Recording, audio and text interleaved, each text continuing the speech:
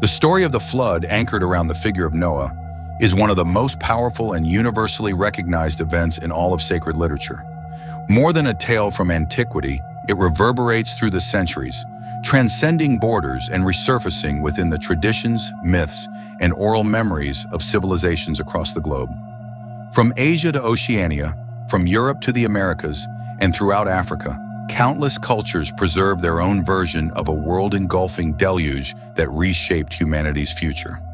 This astonishing global consistency suggests that the biblical account reached far beyond Hebrew history and became embedded within the collective memory of mankind. Yet the world that existed before the flood contained mysteries that stretch far deeper than most imagine. Scripture affirms that before and even during the cataclysm, beings of immense stature walked among humanity. Giants, corrupted and unnatural, regarded as the product of unions that violated the divine order. These colossal figures were, according to the sacred record, wiped out when the waters rose in judgment. Still, a looming question casts a shadow over the narrative. If they perished beneath the flood, how do we later encounter giants again after the waters receded? This riddle spans generations. By the days of Abraham, entire groups within Canaan were already known for harboring giants. Centuries later, in the era of Moses, Joshua, and Caleb, and even throughout the turbulent period of the Judges, these beings continued to appear. Their presence lingered well into the monarchy, for even in the time of David, giants such as Goliath and his relatives roamed the ancient landscape. This video continues our ongoing journey into one of Scripture's most perplexing mysteries, the astonishing return of giants after the flood, an event that should have erased their bloodline forever. When discussing biblical giants, the conversation inevitably turns to the Nephilim, enigmatic beings introduced in Genesis 6. In verses 1 through 4, the narrative takes a sudden and almost otherworldly turn, as if the boundaries separating the earthly and spiritual realms momentarily collapsed. As humanity multiplied, the sacred text describes an incursion from beyond our world, resulting in powerful hybrid offspring whose legends survived thousands of years. The passage emphasizes that giants existed in those days, and then adds, almost quietly yet chillingly, and also afterward. These few words, brief but theologically immense, have perplexed scholars for generations. Many maintain that the sons of God were fallen angels who abandoned their heavenly domain and violated sacred boundaries by taking mortal women. From this forbidden union emerged the Nephilim, beings that fit fully into neither realm. Other interpreters claim these verses simply reference the mingling of Seth's righteous line with Cain's rebellious descendants, though this natural explanation strips the passage of its unmistakable supernatural tone. Yet ancient Jewish tradition, including writings preserved by groups like the Essenes, overwhelmingly supports the original interpretation. Divine beings transgress the limits set by God. The presence of giants reappears dramatically in the book of Numbers, when the spies sent by Moses return from Canaan in utter shock. They report having seen the Anakim, descendants of Anak, figures so tall and imposing that the spies felt like insects beside them. This emotional reaction reveals that these were not merely tall men, but terrifying beings whose physical presence overwhelmed the senses. For centuries, Genesis 6 was treated almost as a forbidden passage, avoided due to its disturbing implications. Yet the Dead Sea Scrolls, preserved in the Judean desert for more than 2 millennia, strongly reinforce the ancient interpretation. They recount that rebellious angels descended to earth, mingled with women, and birthed a corrupting hybrid race. Far from being a fringe idea, this interpretation dominated early Jewish thought and shaped their understanding of the world before the flood. According to this tradition, the sons of God took human women, resulting in massive, extraordinary beings, giants who became warrior legends and shaped ancient societies. This interpretation naturally leads to the heart of our investigation. How did these beings return after the flood? As we move through Scripture, the reappearance of giants becomes unavoidable. They resurface in various regions, forming distinct peoples with no direct connection to each other, as if their existence emerged once again through mysterious means. Their presence spans Deuteronomy, Joshua, Samuel, and Chronicles, proving that they did not vanish with the deluge.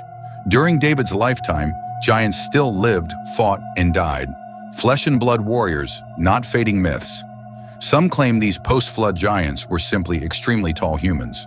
But this idea immediately collapses under both scientific and biblical scrutiny. Modern gigantism produces individuals who rarely exceed 8 feet, and those who do face chronic pain, fragile bones, mobility issues, and rarely live past 30 years. Scripture's giants, however, were the opposite. They were vigorous, terrifying warriors capable of wielding weapons exceeding 100 pounds, far beyond what any modern giant could physically endure. These were not frail people with a medical condition. They were war machines. Their armor, weapons, endurance, and combat abilities were beyond human limitation. They stood as living fortresses, powerful, relentless, seemingly unkillable. Comparing biblical giants to modern medical cases is not just inadequate, it is impossible. Which brings us to the most imposing post-flood giant of all, Og, king of Bashan. Og is not presented merely as a ruler, but as the sovereign of the Rephaim, a race of giants that persisted even after the flood. The very name Rephaim carries associations with death, as if they were remnants of an age that should have vanished beneath the waters, yet somehow survived. Ancient traditions estimate the Rephaim at around 13 feet tall, though some may have exceeded even that, but Og stands above them all. Deuteronomy 3:1 records his size with unsettling specificity. His bed measured 9 cubits by 4 cubits, about 13 feet long and roughly 6 to 7 feet wide.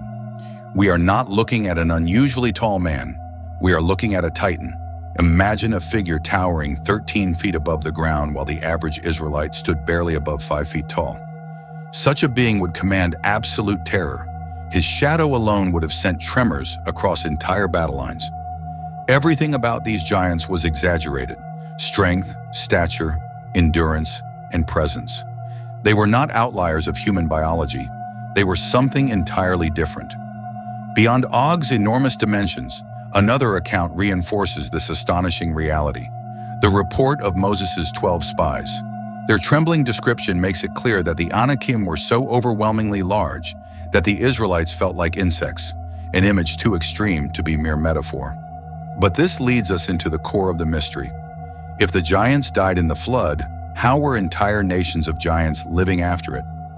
To unravel this, several ancient explanations emerged. Here are the primary ones. 1. The survival theory. Some ancient Jewish traditions claim that a few giants somehow survived the flood.